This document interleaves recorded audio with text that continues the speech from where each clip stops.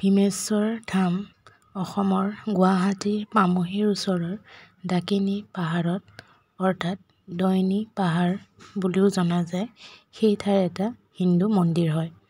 দীপৰ বিলৰ ঠিক কাষতে পাহাৰত অৱস্থিত। ভীমাসুৰ নামৰ অসুৰক ধ্বংস কৰি ভক্তক ৰক্ষা কৰিবলৈ শিৱই ইয়াত অৱতাৰ লৈছিল বুলি বিশ্বাস কৰা হয়। ডাকিনীৰ সঠিক স্থান এটা বিতৰ্কিত বিষয়।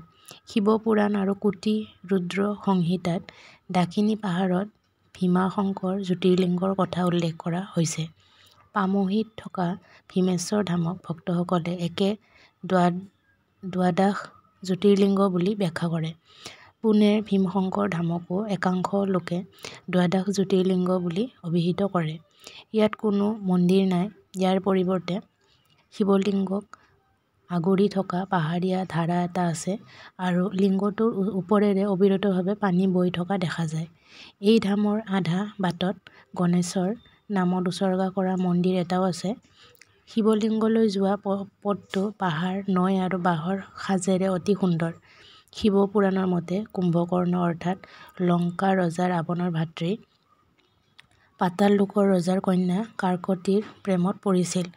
ৰাৱণে যেতিয়া কাৰ্কতীৰ পিতৃ আৰু কুম্ভকৰ্ণক ৰামৰ লগত যুঁজিবলৈ নিমন্ত্ৰণ কৰিবলৈ আহিছিল তেতিয়ালৈকে ৰাৱণে কাৰ্কতীক বিয়া কৰিবলৈ নিদিয়ালৈকে কুম্ভকৰ্ণ আহিবলৈ অস্বীকাৰ কৰিছিল। অৱশেষত নাৰদৰ পৰামৰ্শ মতে ৰাৱণে মান্তি হ'ল আৰু কুম্ভকৰ্ণই কাৰ্কতীক বিয়া কৰালে। বিয়াৰ পিছত কুম্ভকৰ্ণই যুদ্ধত অংশ ল'বলৈ কাৰ্কতী এৰি থৈ যায়। কাৰ্কতীৰ মৃত্যুৰ পিছত কাৰ্কতীয়ে কুম্ভকৰ্ণৰ পুত্ৰ জন্ম দিয়ে, যাৰ নাম ভীমাসুৰ বুলি ৰখা হৈছিল। ভীমাসুৰে ব্ৰহ্মাৰ পৰা অপৰিসীম শক্তিৰ বৰ লাভ কৰিবলৈ আৰু বিষ্ণুৰ দ্বাৰা কোনো প্ৰকাৰে বধ নহ'বলৈ তপস্যা কৰিছিল। পিছত তেওঁ বিষ্ণুক তেওঁৰ সৈতে যুঁজিবলৈ প্ৰত্যাহ্বান জনায়। বিষ্ণুৱে মান্তি হ'ল আৰু ইচ্ছাকৃতভাৱে ব্ৰহ্মৰ বৰ ৰাখিবলৈ যুদ্ধত পৰাস্ত হ'ল। ইয়াৰ ফলত ভীমাসুৰ বৰ অহংকাৰী হৈ পৰিল আৰু তেওঁ বিভিন্ন ৰাজ্য জয় কৰিবলৈ আৰম্ভ কৰিলে। তেওঁ ৰজা প্ৰিয়ধৰ্মন অৰ্থাৎ যাক কামপুৰেশ্বৰ বুলিও কোৱা হয় আৰু কামৰূপৰ পত্নী দক্ষিণ দেৱী বন্দী কৰি ৰাখিছিল। ৰজা প্ৰিয়ধৰ্মন আৰু তেওঁৰ পত্নীয়ে কাৰাগাৰতো শিৱক পূজা কৰি আছিল। ভীমাসুৰে যেতিয়া ৰজাৰ পূজা বন্ধ কৰিবলৈ নিজৰ সৈন্য পঠিয়াইছিল তেতিয়া শিৱৰ ক্ৰোধত তেওঁলোক ধ্বংস হৈছিল। ভীমাসুৰে কামৰূপেশ্বৰ ৰজাক হত্যা কৰিব বিচাৰিছিল। ভীমাসুৰে আক্ৰমণ কৰাৰ সময়ত ৰজা এই স্থানত পূজা অৰ্চনাত ব্যস্ত আছিল। তেওঁৰ তৰোৱাল ৰজাৰ সলনি লিংগত পৰিল। নিমিষতে শিৱ আৱিৰ্ভাৱ হৈ ভীমাসুৰক বধ কৰিলে। তেওঁৰ শৰীৰৰ ঘামত নদী গঠন হ'ল আৰু সেই একেটা ভাৱ বুলি কোৱা হয় যিটো এতিয়া জ্যোতিৰ্লিংগৰ ওপৰেৰে বৈ আছে। ৰজাই শিৱ পূজা কৰা ঠাইখনৰ নাম এই খণ্ডৰ নামেৰে ভীমেশ্বৰ নামেৰে ৰখা হৈছিল।